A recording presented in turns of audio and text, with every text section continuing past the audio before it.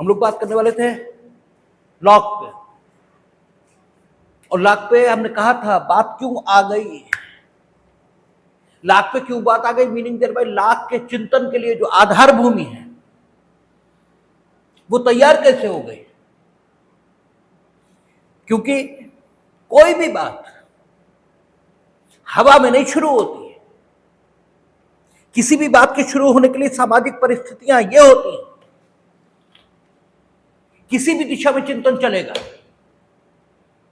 तो उस दिशा में चिंतन जाने के लिए जरूरी होगा कि जो समाज की परिस्थिति और दशा है वो उस चिंतन के लिए उर्वरा भूमि, फर्टाइल लैंड की तरह काम करे। तो हमने आपसे कहा, आपसे चर्चा हुई इस बात पे कि हाब्स, स्पिनोजा, वोल्फ, प्यूफेंडार्फ, ग्रोशियस, इनमें तो कोई भी हो, ये सारे के सारे शासकों पर अगर कोई नियंत्रण स्वीकार करने को तैयार है तो वो शासक स्वयं का है। शासक पर कोई बाह्य नियंत्रण है ये स्वीकार करने को राजी ही नहीं,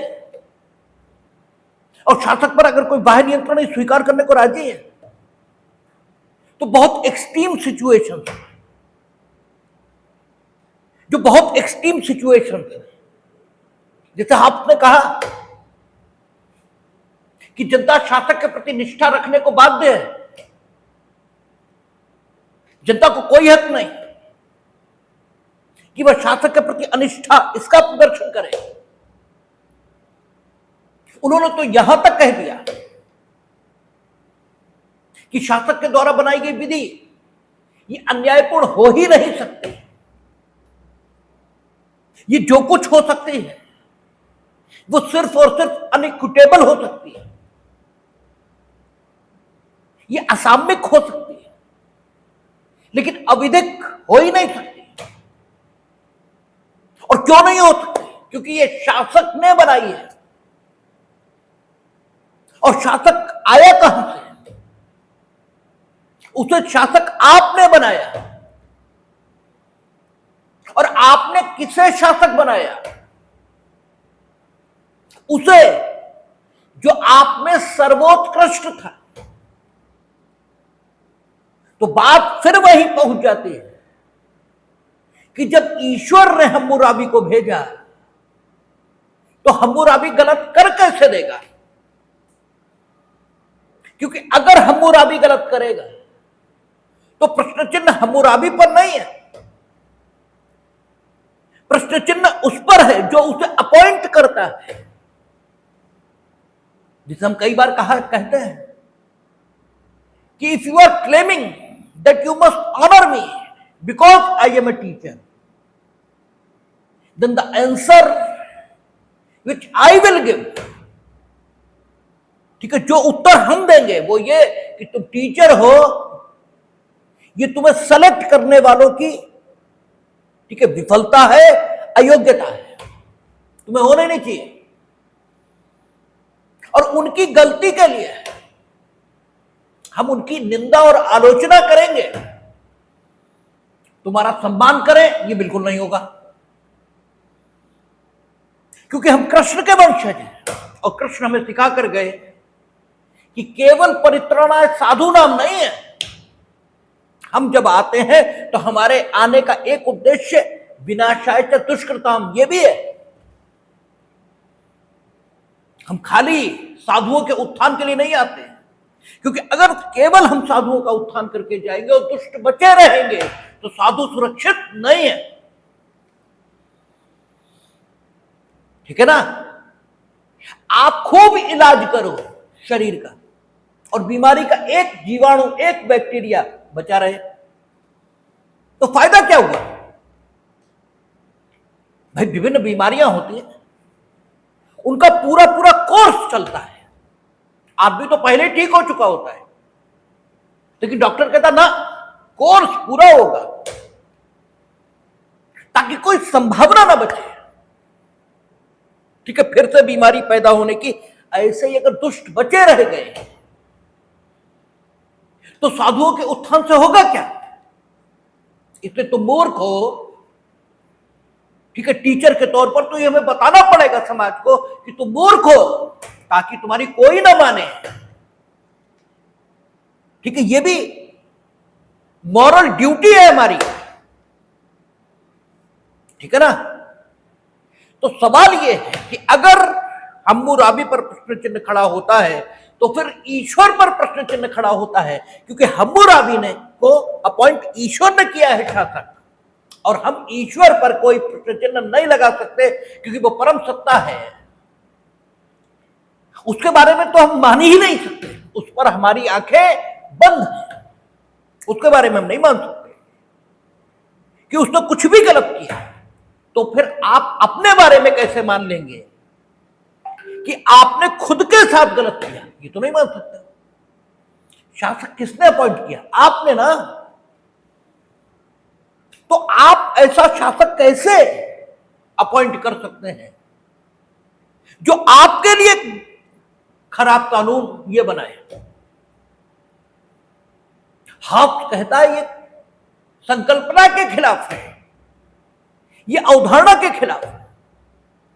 कोई अपने खिलाफ कानून ये तो बना ही नहीं पाएगा, क्योंकि आप खुद चाहो अपनी उंगली तोड़ दो, नहीं तोड़ सकते आप। दुनिया में आज तक वो आत्महत्या नहीं हुई जिसमें आत्महत्या करने वाले ने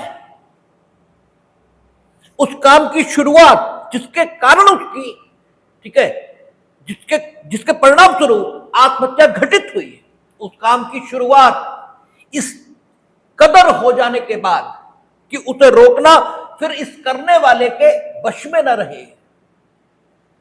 ठीक है, जैसे ही काम उस लेवल पर पहुंचा वैसे ही इस आत्महत्या करने वाले को अफसोस होना शुरू हो गया और इसने कोशिश की कि कोई इसे बचा ले।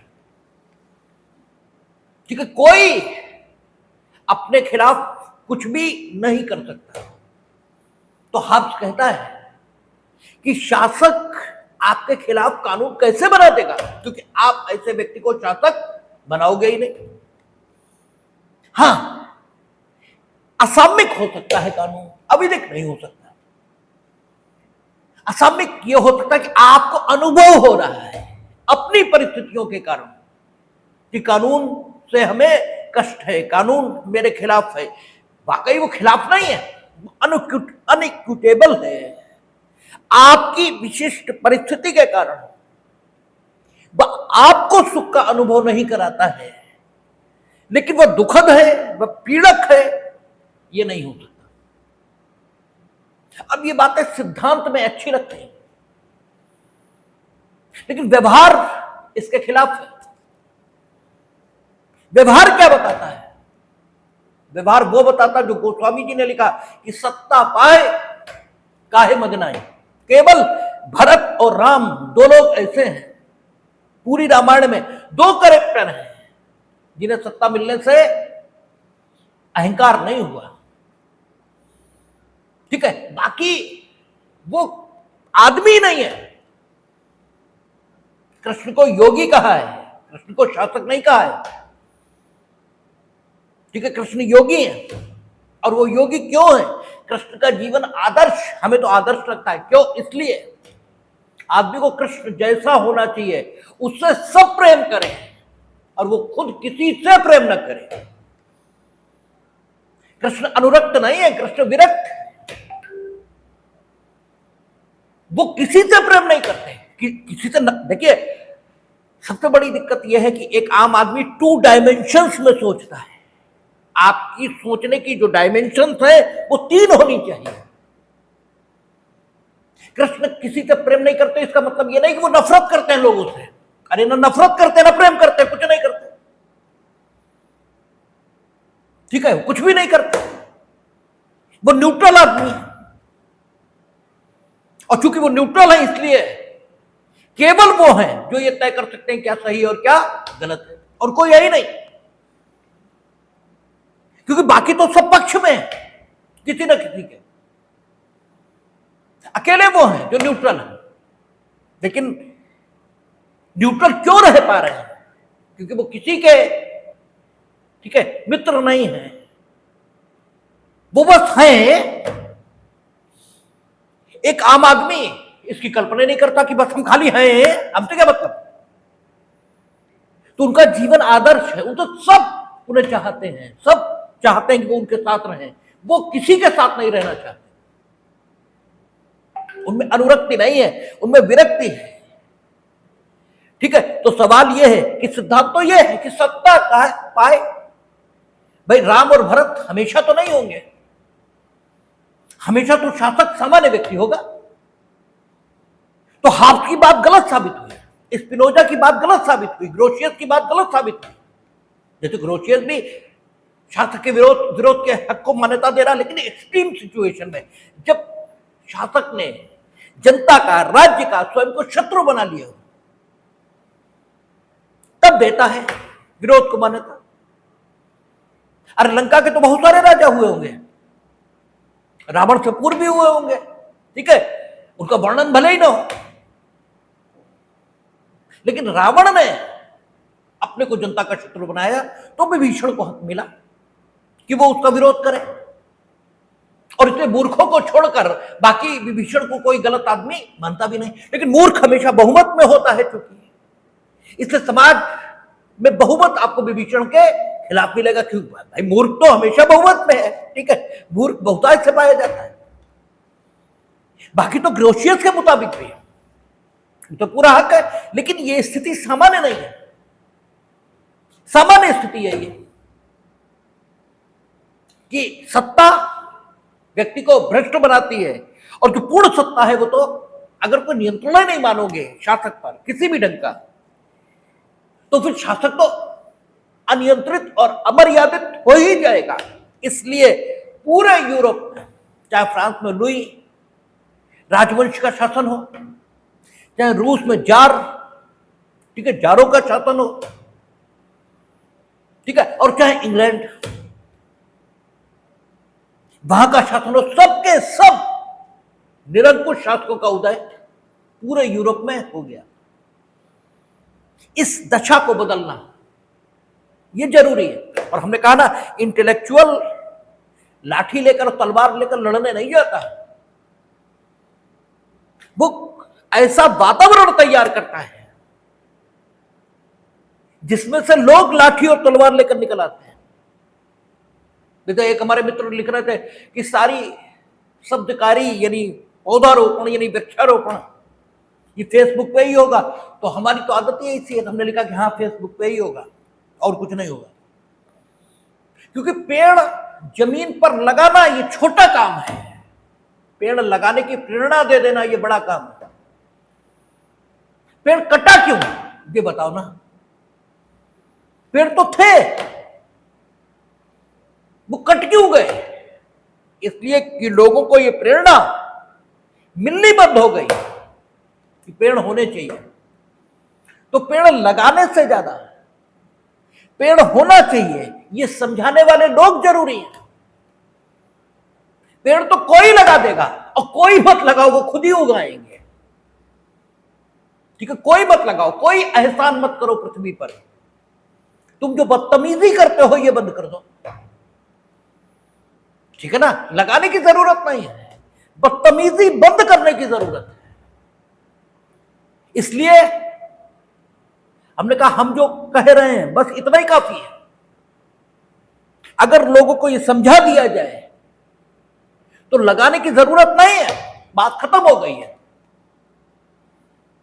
तो जो इंटेलेक्चुअल्स हैं वो माहौल को बदल के रख देते हैं, और माहौल जैसे ही बदलता है बस सब कुछ बदल जाता है। तो लॉक ने इस काल में यही काम किया, जब सारी जगह पर निरंकुश शासक आ गए। अब क्योंकि सामाजिक समझौतावादी, ठीक है, ग्रोशियस भी सामाजिक समझौतावादी है, इससे बात वहीं से शुरू कर रहे हैं, लेकिन सोचने का ढंग बदल गया।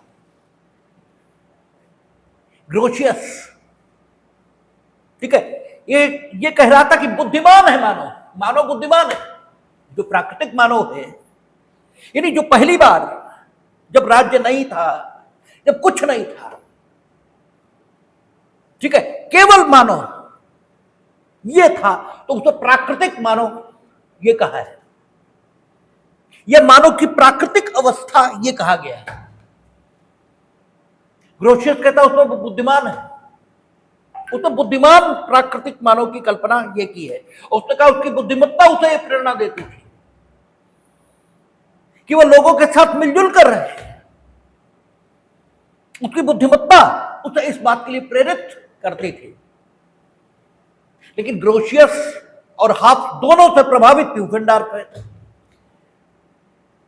और बात ना प्यूफेंडार्फ की गलत है और ना ग्रोशियस की। प्यूफेंडार्फ कहता है ना मानो दोहरी भावनाओं की अभिव्यक्ति,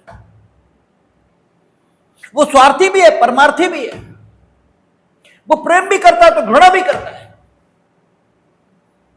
दोनों वृत्तियां उसके हृदय में एक साथ रखी गई। हाफ कहता ना ये सिर्फ दुष्ट है, सिर्फ लंपट है, ये कुछ नहीं।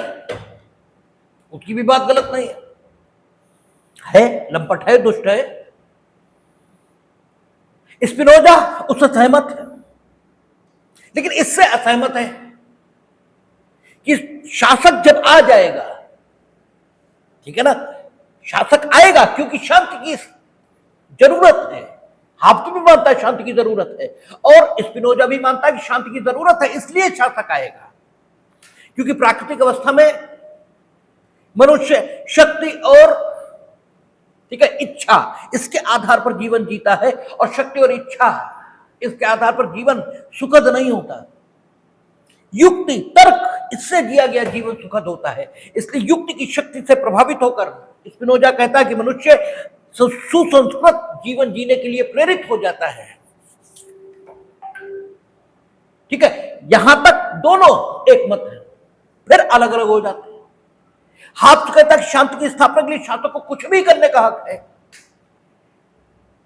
नागरिकों की हानि रहित स्वतंत्रता उसे सुनिश्चित करने का हक है, और नागरिकों को स्वतंत्र भाषा और स्वतंत्र विचार इसे करने का भी हक नहीं है। वो स्वयं नागरिक चाहे कि हम शासक की इस बात को नहीं मानेंगे, हमें हो जाने दो हानि, नहीं। शासक कहेगा नहीं, हम तुम्हें हानि नहीं होने देंगे, भले ही हमें तुम पर डंडा चलाना पड़े। ठीक है ना। और हाफ की ये बात भी विधिक चिंतन में दिखाई देती है। कोरोना लगा, उन्होंने कहा हम लाठी मारेंगे अगर तुम बाहर निकले। ठीक है, विधिक चिंतन में ये बात भी दिखाई देती है। हमने कहा कि उठा उठा पटक देंगे तुम्हें अगर हेलमेट नहीं लगाया, मरोगे तो तुम। लेकिन हाफ का ये जो विचार है ये भी दिखाई देता है विधिक चिंतन में। और स्पिनोजा कह रहा है कि ना, स्पिनोजा कहता है कि शासक बुद्धिमत्ता के साथ नागरिकों के दमन से दूर रखकर स्वतंत्रता को सुनिश्चित करे, यह उसका काम है। तो स्पिनोजा और हाफ शुरुआत साथ साथ करते हैं, आगे जाकर उनके मार्ग अलग हो जाते हैं। ठीक है, लॉक ने इस सारी स्थिति को परिवर्तित कर दिया।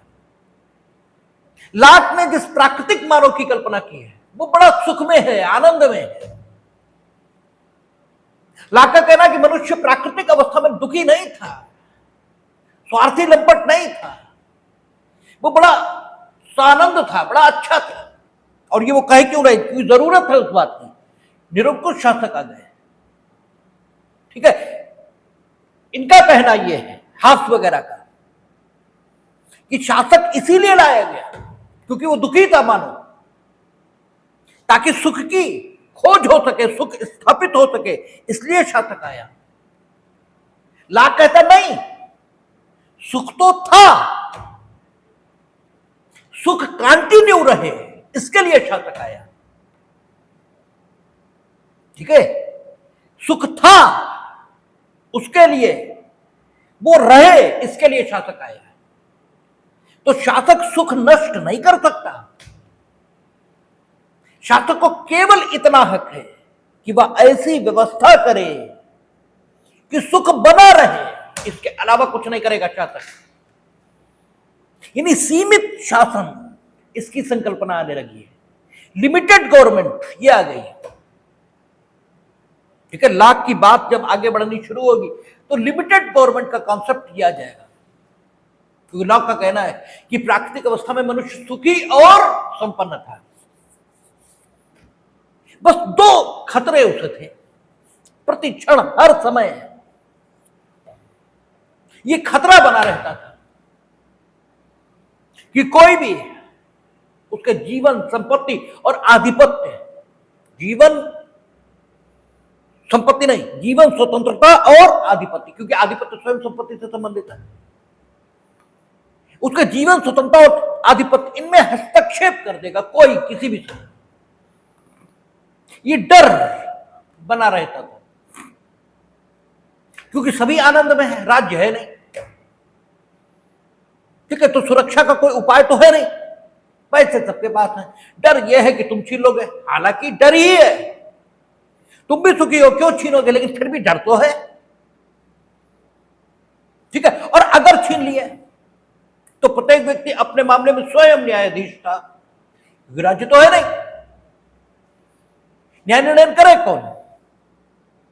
इस स्थिति से दुखी होकर मानव ने राज्य स्थापित करने का निर्णय लिया। अब लाख ये जब सोच रहा है, राज्य स्थापित हो चुका है, लाख सिर्फ रीजनिंग डेवलप कर रहा है, कहता है कि तब मनुष्य अपनी प्राकृतिक अवस्था का इस सीमा तक त्याग करने को सहमत हुआ, ठीक है, समझौते के माध्यम से, कि जीवन, स्वतंत्रता और संपत्ति उसके पास रहेगी, शेष राज्य के पास आ जाएगा। क्या? न्याय निर्णय और शांति की स्थापना और शांति को बनाए रखना, दो चीजें राज्य के पास आ जाएंगी। शांति को बनाए रखना और विवादों का निष्पक्ष निस्तारण, यह प्राकृतिक विधि का आदेश निकल कर आया। राज्य को प्राकृतिक विधि,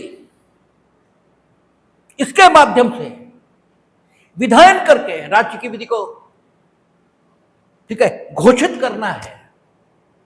और प्राकृतिक विधि क्या है? न्याय निर्णय और शांति की स्थापना नहीं, शांति को बनाए रखना, शांति तो है, ठीक है, maintenance of the law and order, ठीक है, maintenance of the law and order and adjudication, ठीक है, ये प्राकृतिक विधि का आदेश है। और राज्य को अपनी भूमिका यहीं तक रखनी चाहिए, जीवन, संपत्ति और स्वतंत्रता ये नहीं दी। और लॉकियन कॉन्सेप्ट पर अमेरिकन कॉन्स्टिट्यूशन है। इसलिए हमारे यहां जो अनुच्छेद 21 है, इसका जो काउंटर पार्ट अमेरिका में है, वो कहता है, हमारे यहां कहते प्राण और दैहिक स्वतंत्रता का हनन विधि द्वारा स्थापित प्रक्रिया के बिना नहीं किया जा सकता। वहां कहते प्राण, दैहिक स्वतंत्रता और संपत्ति का हनन, वहां संपत्ति और जोड़ देते हैं, क्योंकि वो लॉक के कॉन्सेप्ट पर आधारित है। देखिए, चीजों को अगर आप विस्तार से एक बार समझ लेंगे, चीजें बहुत शानदार हैं, और यहां, और जो कुछ शानदार है वो यहां अंकित हो जाता है। हम ये नहीं कह रहे कि हम जब पैदा हुए थे तब हमें चीजें आती, किताब बंद है, हमें ऐसे ही याद है, और ये हमने याद किया नहीं, ये याद हो गया है, क्योंकि ये इतना सुंदर है, इतना खूबसूरत है कि इससे बढ़िया बात ही नहीं हो सकती। तो काहे का नोट्स, काहे की बातें, कौन सा नोट्स, अननेसेसरी की कॉपी की बर्बादी कर रहे हो, पेड़ वैसे कम है, ठीक है, शाही अननेसेसरी बर्बाद कर रहे हो, ठीक है, कुछ जरूरत नहीं है, सिर्फ समझ लेने की जरूरत है। तो लॉ कहता है कि इस लिमिटेड गवर्नमेंट यह है, और प्राकृतिक विधि के निर्देश इनका पालन करना है राज्य को, ठीक है, राज्य अंकुश में रहे, राज्य के ऊपर कोई नियंत्रण स्वीकार नहीं किया। लॉक पहली बार ऐसा आदमी है जो राज्य को अंकुश में लाने के लिए क्या कर रहा है, विधायी, कार्यपालिकी और न्यायिक शक्तियों का अलगाव कर रहा है, ठीक है, शासक निरंकुश ना हो जाए, लिमिटेड गवर्नमेंट ला रहा है। और साथ ही उसने पहली बार शुरुआत की है कि शासक का काम क्या है, maintenance of the law and order, ठीक है, maintenance of the law and order. तो maintenance of the law and order, law तो बनाना पड़ेगा, तभी तो लॉ एंड ऑर्डर का मेंटेनेंस करोगे, लॉ के अकॉर्डिंग ऑर्डर को मेंटेन करोगे ना। तो इसके मतलब ये हुए कि there should be a legislature, ठीक है, there should be a legislature, but ठीक है, and there should be A judiciary, because न्याय निर्णय भी राज्य का काम है ना। पहली बार लॉक बोल रहा है, तो एडजुडिकेशन करने वाला विंग, ठीक है, और एग्जीक्यूशन और लेजिस्लेशन करने वाला विंग, ये होना चाहिए। लेकिन निरंकुश ना हो जाए, क्योंकि वो देख रहा है कि तीनों विंग चूंकि एक में रहे शासक में, कब हाब्स, स्पिनोजा आदि के काल में, तो मामला गड़बड़ा गया। इसलिए लॉक पहली बार कहता ना, लेजिस्लेचर एग्जीक्यूटिव वाला होंगी और जुडिशियरी स्वतंत्र होगी। जो सेपरेशन ऑफ पावर का सिद्धांत दिखाई देता है अमेरिका में, उसकी शुरुआत लॉक ने की। सेपरेशन ऑफ पावर के सिद्धांत की शुरुआत लॉक ने की, विकास मॉन्टेस्क्यू ने किया। ठीक है, विकास मॉन्टेस्क्यू से है, शुरुआत लॉक से। और जब बात की शुरुआत होती तो अनगढ़ होता है मामला, ठीक है, उतना बेहतर नहीं होता, उतना रिफाइंड नहीं होता। तो लॉक की बात उतनी रिफाइंड तो नहीं है, अनगढ़ जरूर है, लेकिन बात बड़ी खूबसूरत है। ठीक है, बात में कहीं कोई कमी नहीं है।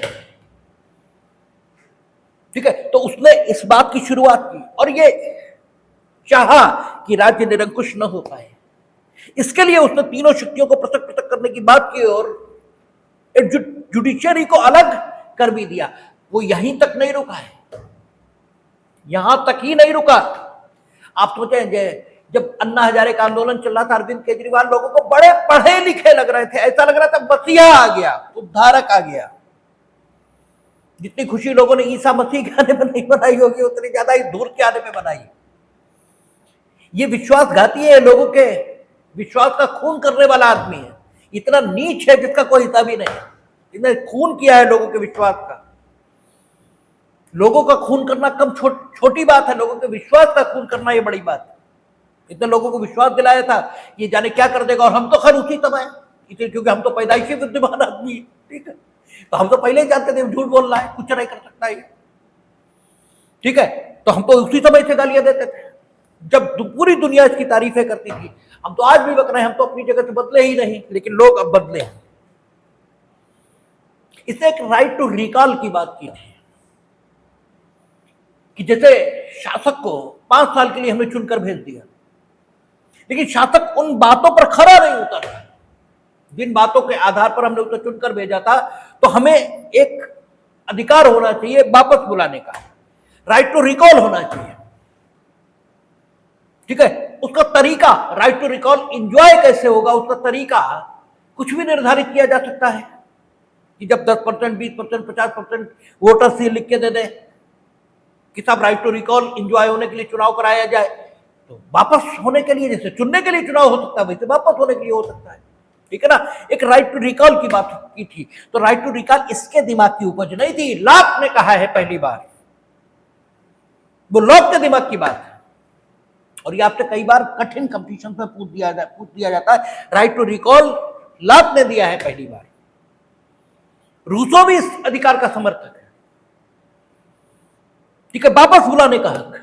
तो शासक निरंकुश न रहे, इसके लिए इसने एक तो शक्तियों के पृथक्करण, सेपरेशन ऑफ पावर के बारे में सोचा, और ये यही नहीं रुका है, इसने ये भी कहा है कि राइट टू रिकॉल होना चाहिए। और इस तरह इसने क्या किया, जनता के विरोध के अधिकार को मान्यता दे दी, जो हाब्स, स्पिनोजा वगैरह ने नहीं दी है। ठीक है, और ये कहा कि एक्सट्रीम पोजीशंस जब आएंगी, जैसे आपने कहा ना, शासक के विरोध का अधिकार जनता को है, लेकिन कब, जबकि वो जनता की रक्षा करने में, शांति को स्थापित करने में असमर्थ हो जाए, अर्थात इस कदर शक्तिहीन हो जाए, ठीक है, कि वो शांति को स्थापित न कर पाए, तो जनता चूंकि शांति स्थापित करने के लिए ही उसे लाई थी, और जो शांति स्थापित करने में ही असमर्थ हो गया, तो जनता भी अपने दायित्व से मुक्त हो जाएगी और उसके प्रति निष्ठा रखना जरूरी नहीं बचेगा। लॉक ये नहीं कह रहा, लॉक कह रहा है कि अगर शासक ने आश्वासनों को पूरा नहीं किया, उसमें कैपेसिटी आश्वासनों को पूरा करने की है या नहीं है, इससे हमें मतलब ही नहीं है, ही हैज द कैपेसिटी और not. But he has not fulfilled those, ठीक है, assurance which has been made by him, then we will enjoy the right to recall. ठीक है, तो लॉक इस ढंग से पृथक हो रहा है। लॉक की प्राकृतिक जो विधि विचारधारा है वो केवल एडजुडिकेशन और maintenance of the law and order, ठीक है, इसकी बात करती है और इसके मुताबिक राज्य की विधि के निर्माण की बात करता है। तो लॉक उस काल में आ रहा है जब निरंकुश शासकों का उदय है, इसलिए मॉन्टेस्क्यू इसके आगे की बात करता है, ठीक है। मॉन्टेस्क्यू की अपनी डेफिनेशन है, शायद उसने क्या कहा, नियम संगति से उत्पन्न आवश्यकता है, ऐसे करके कुछ कहा है। देख लेते हैं क्या है, क्योंकि उसकी विधि की डेफिनेशन हमें याद नहीं रह गई। मॉन्टेस्क्यू क्या कह रहा है, हाँ, कहता विधि नियम संगति से उत्पन्न आवश्यक संबंध है, ये उसकी डेफिनेशन है लॉक की। लेकिन मॉन्टेस्क्यू लॉक से अग्रिम विचारक है, आगे का विचारक है। और मॉन्टेस्क्यू जो है, इसका योगदान विधिक जगत को यह है कि लॉक ने जिस बात को पहली बार कहा, शक्तियों के पृथक्करण की बात, मॉन्टेस्क्यू ने उसको आगे बढ़ा दिया। और आगे बढ़ाया यानी विचार के तौर पर तो लॉक ने ही कह दिया कि there should be separation of power, यानी थॉट के लेवल पर पहले ही आ चुका। मॉन्टेस्क्यू ने जो किया है, मशीनरी का डेवलपमेंट ये किया है। उन्होंने पहली बार ये कहा कि विधायिका ये कानून बनाएगी, न्यायपालिका न्याय निर्णय करेगी और कार्यपालिका कानूनों का प्रवर्तन करेगी, यानी उस मशीनरी को विकसित करने का काम मॉन्टेस्क्यू ने किया। विचार के स्तर पर लॉक ही उस राजनीतिक व्यवस्था का निर्माण, राजनीति, हमने कहा ना, राजनीति जब कानून में बोली जाती है तो उसका मतलब राज व्यवस्था से होता है, ठीक है। उस राजनीतिक व्यवस्था के निर्माण का काम ये मॉन्टेस्क्यू ने किया है। विचार के स्तर पर सेपरेशन ऑफ पावर लॉक के साथ आ जाता है, ठीक है। और मॉन्टेस्क्यू ने यह कहा है कि विधि नियम संगत से उत्पन्न आवश्यक संबंध है। कानून क्या है, प्राकृतिक विधि के संबंध में बोला, क्योंकि यहां जो भी वो लोग कहेंगे विधि, वो क्या है, प्राकृतिक विधि। राज्य की विधि अलग है, उसे वो परिवर्तनशील विधि, सकारात्मक विधि, पॉजिटिव लॉ आदि आदि ये बोलेंगे और राज्य बनाएगा। लेकिन राज्य बनाते समय जिस आदर्श को ध्यान में रखेगा वो क्या है कि विधि नियम संगति से उत्पन्न आवश्यक संबंध है। नियम संगति से उत्पन्न आवश्यक संबंध मीनिंग देयरबाय मॉन्टेस्क्यू का सोचना यह है कि प्रत्येक चीज दुनिया में कुछ विशेष उद्देश्य को पूरा करने के लिए आई है। उस उद्देश्य को पूरा करने के लिए उसे कुछ करने की और कुछ चीजों से दूर रहने की जरूरत है। अर्थात नियम इसकी मांग करता है कि वो जिस उद्देश्य के लिए दुनिया में है या उसकी जो भी जरूरतें हैं, भाई वो एक उद्देश्य के लिए दुनिया में है तो उस उद्देश्य को पूरा करने के लिए उसकी कुछ जरूरतें हैं, ठीक है ना भाई। आप एक उद्देश्य को पाने के लिए दुनिया में है ना, मानो उस उद्देश्य को प्राप्त कर, सौंदर्य बोध यानी कुछ जानने की, आपको सच जानने की इच्छा है, उसके लिए आप दुनिया में है।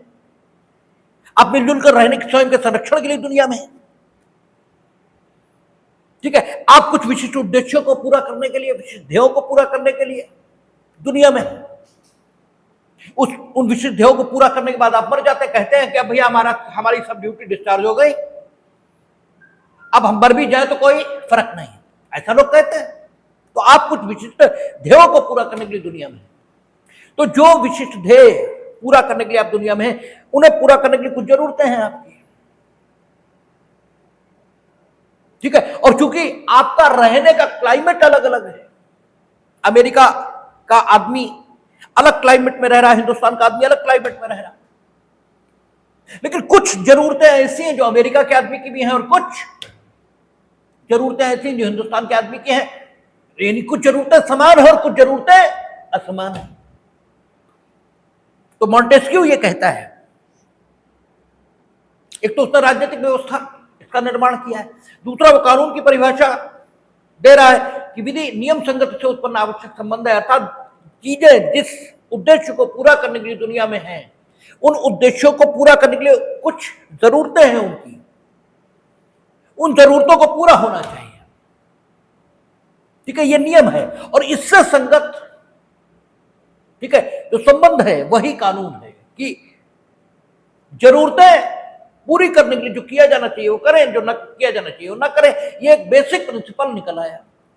विधि नियम संगति से उत्पन्न आवश्यक संबंध है, इसको ध्यान में रखें विधायन करते समय। ठीक है ना। अच्छा, कुछ यूनिवर्सल जरूरतें हैं आदमी की, ठीक है, वो आवश्यक कुछ उद्देश्यों को पूरा करने के लिए आए, लेकिन उन उद्देश्यों को पूरा करने के लिए कुछ जरूरतें हैं जो सभी मानवों की हैं, जैसे भोजन, वस्त्र, ठीक है, स्वच्छ हवा, ये तो सभी की जरूरत है, सुरक्षा, ठीक है। और कुछ जरूरतें उसकी, जैसे यहां गर्मियों में छुट्टियां होंगी तो अमेरिका में जाड़ों में छुट्टियां होंगी, ठीक है, यानी भूगोल, धर्म, ठीक है, ये चूंकि अलग अलग है तो उनके मुताबिक भी राज्य को विधायन करना चाहिए। ठीक है, तो मॉन्टेस्क्यू इस ढंग की बात करता है। उसका प्रमुख योगदान जो है वो ये है कि उसने सेपरेशन ऑफ पावर का वह सिद्धांत जो लॉक के द्वारा दिया गया, उसे न सिर्फ विकसित किया बल्कि उसको कार्य रूप में वो काम कर सके, इसके लिए उसने विस्तृत राजनैतिक व्यवस्था तैयार की और उसने प्राकृतिक विधि, इसकी भी व्याख्या की है कि प्राकृतिक विधि क्या, नियम संगति से उत्पन्न आवश्यक संबंध, और फिर इसके मुताबिक राज्य के कानून की अपेक्षा की है। और नियम संगत से उत्पन्न आवश्यक संबंध से उसका तात्पर्य है कि वस्तुएं जिनमें मानव शामिल है दुनिया में कुछ विशेष उद्देश्यों को पूरा करने के लिए है, और उन विशेष उद्देश्यों को पूरा करने के लिए उनकी कुछ जरूरतें हैं जो पूरी होनी चाहिए। कुछ जरूरतें सबकी हैं और कुछ जरूरतें एक विशेष स्थान के मानव की। राज्य को दोनों का ध्यान रखते हुए राज्य का कानून ये बनाना चाहिए। ये मॉन्टेस्क्यू। रूसो, ये फ्रांस का विचारक है, ये भी समझौतावादी है और इसका समकालीन कांट है, इसका समकालीन कांट है। ये फ्रांस में, वो जर्मन में है, लेकिन समकालीन है, एक ही काल में। ये फ्रांस में था, वो जर्मनी में थे। बाकी सब कांट से पहले के हैं, बाकी सारे समझौतावादी कांट से पहले के। रूसो और कांट ये एक साथ, और कांट के बाद उधर फिक्ते आएंगे, फिर हीगल आएंगे, और फिर कांट, फिक्ते और हीगल, ये तीन विचारक हैं जो बहुतों को प्रभावित कर देंगे। ठीक है, वो देखेंगे, वो अनुभवातीत आदर्शवाद कहलाएगा। ठीक है, उन लोगों की जब बात करेंगे। लेकिन अभी फिलहाल रूसो, और रूसो क्या कह रहा है? रूसो कहता है हमें तो खैर मूर्ख आदमी लगता है रूसो। मूर्ख इसलिए, विचार के स्तर पर नहीं, बात को उसी ढंग से समझना चाहिए जिस ढंग में से कहा गया। शब्द का अपना कोई अर्थ नहीं है। मूर्ख इस ढंग से हमें लगता है कि जो वो कहता है वो हो ही नहीं सकता, वो इम्पॉसिबल सी बात करता है। हालांकि एक न्यायाधीश रहे हैं सुप्रीम कोर्ट के, हमें तो वो दो कौड़ी के आदमी लगते हैं, खैर मार्कंडे काटजू, हमें तो वो नंबर 1 के बेवकूफ लगते हैं, लेकिन उन्हें बड़ा रूसो पसंद है, क्योंकि वो भी मूर्ख ही है, वो भी मूर्ख ही है, वो भी असंभव बात करते हैं, वो भी असंभव बात करता है, तो मूर्खों को मूर्ख ही पसंद होंगे। ठीक है, तो रूसो विचारक, रूसो कह रहा है सामाजिक समझौता हुआ, और सामाजिक समझौता होने के बाद मानव का जो इंडिविजुअल कैरेक्टर था वो खो गया। खो गया मीनिंग देर भाई, अब वो इंडिविजुअल नहीं बचा, समुदाय का अंग हो गया। ठीक है, समुदाय का अंग हो गया।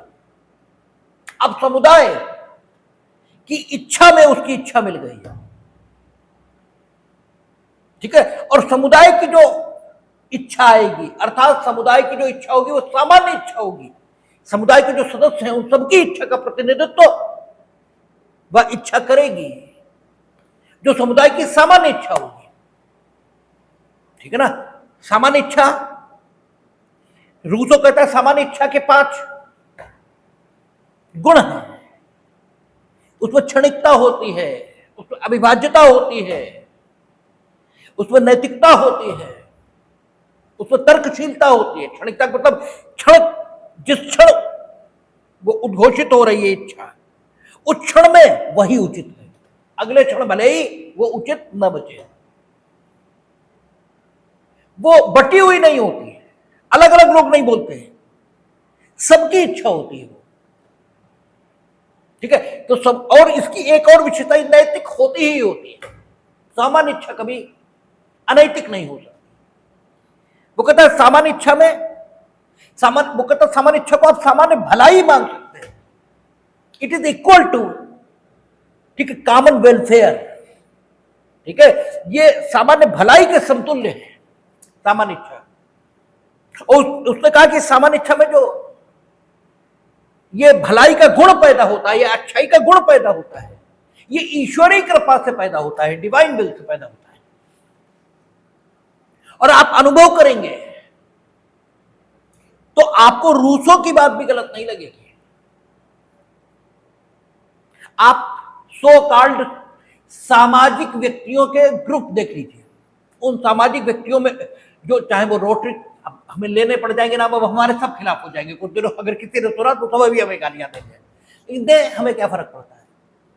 आप जितने क्लब बने हुए हैं, चाहे वो रोटरी हो, चाहे लायंस हो, चाहे जेसीज हो, चाहे कोई हो, इनमें जो लोग भी शामिल हैं उनके व्यक्तिगत जीवन का जरा ठीक है, अध्ययन करिए। ये नितांत अहंकारी, नितांत स्वार्थी, ठीक है, नितांत, ठीक है, हर प्रकार से गिरे हुए और पतित लोग ये रहेंगे। सब हो, हम कोई गारंटी नहीं दे रहे, लेकिन अधिकांश ऐसा ही होगा, ठीक है, अधिकांश लोग ऐसे होंगे। लेकिन जब वे मीटिंग में बैठे, लायंस क्लब की, जेसीज की और फलाना और डिमाका की, बातें बड़ी अच्छी करेंगे, और सिर्फ बातें नहीं करेंगे, काम भी करेंगे, काम भी करेंगे। अरे रोटरी बहुत बड़े बड़े काम कर रहा है। जो पोलियो का वैक्सीनेशन चला वो उनके कोलैबोरेशन से चला है दुनिया के सारे देशों में। तो रूसों की बात ठीक है कि सामान्य इच्छा समुदाय की जब आएगी तो वो भलाई का प्रतिनिधित्व तो यही करेगी, और उसमें ईश्वरी कृपा से भलाई का तत्व उत्पन्न हो जाएगा। वो कभी गलत नहीं हो सकती। जब ये इंडिविजुअल बैठे होंगे दुकान पे, तो ये एक भूखा आदमी जिसे कहीं काम नहीं मिला, इसे एक रोटी मांगे तो ये बताएंगे काम क्यों नहीं करते, तो ये उपदेश करेंगे, ये घटोली करेंगे, ये हर प्रकार की नीचता करेंगे। लेकिन जब समूह और समुदाय में होंगे और इनकी इच्छा समुदाय की इच्छा में मिल चुकी होगी, तो रूसों की बात आपको ठीक दिखाई देने लगेगी। तो हमने कहा ना, विचार के स्तर पर कोई गलत नहीं होता, विचार के स्तर पर सब सही होता है, ठीक है। तो रूसो भी ठीक दिखाई देता है, वो कहता है बिल्कुल सही है, ठीक है। अब रूसो की बात इम्प्रैक्टिकल क्यों है? रूसो प्राकृतिक विधि किसको मान रहा है? समुदाय की सामान्य इच्छा को, ठीक है। और बाद में कहता है क्योंकि समुदाय के तौर पर रहता ही नहीं, राज्य के रूप में परिवर्तित हो जाता है, ठीक है। तो समुदाय की इच्छा, ठीक है, इसके मुताबिक कायदे से राज्य को अपनी विधि का निर्माण करना चाहिए, क्योंकि जो समुदाय की सामान्य इच्छा है वही तो सामान्य भलाई का प्रतिनिधित्व कर रही है, वही तो नैतिक है, वही तो सारे अच्छे गुणों से युक्त है। लेकिन हर बार समुदाय की इच्छा जाने कैसे शासक, और प्रैक्टिकल सच्चाई यह है कि समुदाय कभी किसी बात पर एकमत हो ही नहीं सकता। प्रैक्टिकल सच्चाई है। आप हमें बता दो किसी बात पर एकमत हो। अरे भाई योग करोगे तो तुम्हारे शरीर स्वस्थ रहेगा, इस पर भी एकमत नहीं है, इस पर भी एकमत नहीं। आप जरा पढ़ लेते, कल मीम्स बन रहे थे, ठीक है, योग पर। अरे अच्छा अच्छी से अच्छी बात हो उस पर भी एक मत नहीं। वो कथा आती है ना कि बैल है, शंकर और पार्वती जा रहे हैं, तो दोनों लोग पैदल चल रहे हैं। बैल खाली टोल, देखो कैसे मूर्ख है, बैल बताओ खाली चल रहा, खुद वाले पैदल चल रहे हैं। भाई उन्हें शंकर जी ने कहा कि भाई चलो अभी एक भाई बैठ लो, दोनों लोग बोले देखो कैसे निर्दयी है, दोनों लदे हुए हैं जबकि दोनों स्वस्थ हैं। ठीक है, उन्होंने कहा चलो भाई एक उतर लो। अच्छा ठीक है, एक उतर के पैदल चलने लगा। ठीक है, शंकर जी पैदल चलने लगे, उन्होंने देखो कैसी है, पति पैदल चल रहा है, खुद जो है लदी हुई। उन्होंने चलो हम बैठ लेते, भाई तुम पैदल चलो। उन्होंने देखो कैसा नीच है, पत्नी को पैदल चला रहा है, ठीक है, खुद लदा हुआ। तो संसार तो मानना ही नहीं है, उसे तो मानना ही नहीं। तो रूसों की बात यहीं पर आकर इनप्रैक्टिकल हो जाती है। कैसे जानेंगे, समुदाय की इच्छा आएगी कैसे, ये बताओ। तो रूसो इसका प्रैक्टिकल, ठीक है, समाधान ये देता है, कहता बहुमत का शासन, अगर इससे भी शासन व्यवस्था चलाई जाए तो भी वो प्राकृतिक विधि का, ठीक है, प्रतिनिधित्व करेगी उसके द्वारा सब। लेकिन बहुमत के शासन में तो अपने देखते ही हो, नाम लेना, भिन्न भिन्न राजनीतिक विचारों के लोग होते हैं, देखते ही हो कितने बढ़िया बढ़िया शासक आए हैं बहुमत के आधार पर। ठीक है, क्योंकि लोग वोट ही नहीं डालने जाते, 20% लोग चुन के रख देते हैं। ठीक है, और वो लोग वोट डालने जाते हैं जो नितांत कमिटेड और नितांत लाभ लेने वाले हैं, और वो न्यायतः नीच। ठीक है, कहते हैं a bad government is elected by those good citizens who does not vote. एक बुरी सरकार उन अच्छे नागरिकों द्वारा चुनी जाती है जो वोट नहीं करते, उन्हीं के द्वारा चुनी गई, क्योंकि वो वोट डालने जाते तो ये थोड़ी जिन्होंने चुनी है ये तो अल्पमत में होते हैं और ये हार जाते हैं। लेकिन आप वोट ही डालने नहीं गए तो फिर उनके द्वारा नहीं चुनी गई है जिन्होंने वोट दिया। A bad government is elected by those good citizens who does not vote, ये सिद्धांत। तो रूसो का जो चिंतन है वो उल्टी गंगा बहाता प्रतीत होता है। ठीक है, बहुमत का शासन प्रैक्टिकल रूसो सुझाव देता है, प्राकृतिक विधि, ठीक है, ये तो सामान्य इच्छा से ही बननी चाहिए, तो सामान्य इच्छा कभी आएगी नहीं। प्रैक्टिकल रास्ता ये कि बहुमत से शासन चलाया जाए। ठीक है, लेकिन बहुमत आप देखते हैं कैसे निर्मित होता है। ठीक है, रूसों के भी समर्थक लोग रहे। इंग्लैंड जहां संसदीय संप्रभुता, यानी संसद सर्वोच्च है, वो कुछ भी कर सकती है, ये सिद्धांत मानने, वहां भी जस्टिस कोक जैसे लोग रहे हैं, जिन जस्टिस कोक ने कहा है कि संसद भी प्राकृतिक विधि इसका उल्लंघन नहीं कर सकती। प्राकृतिक विधि अपरिवर्तनशील विधि है, और प्राकृतिक विधि क्या है, लोगों की सामान्य इच्छा, उसी के मुताबिक शासन चलना चाहिए। ठीक है, तो लेकिन जो इंग्लैंड में लेटर डेवलपमेंट है वो ब्लैक स्टोन के साथ हुआ। ब्लैक स्टोन कहते हैं कि गलत, संसद सब कुछ कर सकती है, उसे कोई प्राकृतिक विधि मानने की कोई जरूरत नहीं है। और बाद में बेंथम और ऑस्टिन ये तो सब इसी मत के हो जाएंगे इंग्लैंड में कि संसद सब कुछ करेगी। ठीक है, तो ये रूसो है। तो आपने सारे समझौतावादी देखे, ग्रोशियस से शुरू होकर हम लोग रूसो तक आए, और हम लोगों ने समझौतावादियों के साथ एक चीज देखी कि इन लोगों ने, इनका जो योगदान है, एक तो इन्होंने स्वतंत्रता और समानता जैसे मूल्य पहचाने। ठीक है, इन्होंने ये कहा कि मनुष्य जब प्राकृतिक अवस्था में था तो उसके पास स्वतंत्रता और समानता थी, उसी के संरक्षण के लिए इन्होंने राज्य व्यवस्था, ठीक है, इसका निर्माण स्वीकार किया, और राज्य को इन्होंने एक, ठीक है, कार्यकारी अंग के रूप में मनुष्यों द्वारा निर्मित संस्था मानी। ठीक है, जो स्वतंत्रता और समानता के संरक्षण के लिए अस्तित्व में आई। तो जो खेतियर ठीक है, आपका कृषक दासता थी, ये समाज में जो लोग खराब स्थिति में जी रहे थे उन्हें स्वतंत्रता और समानता की स्थिति में लाना ये राज्य का प्राथमिक कर्तव्य है।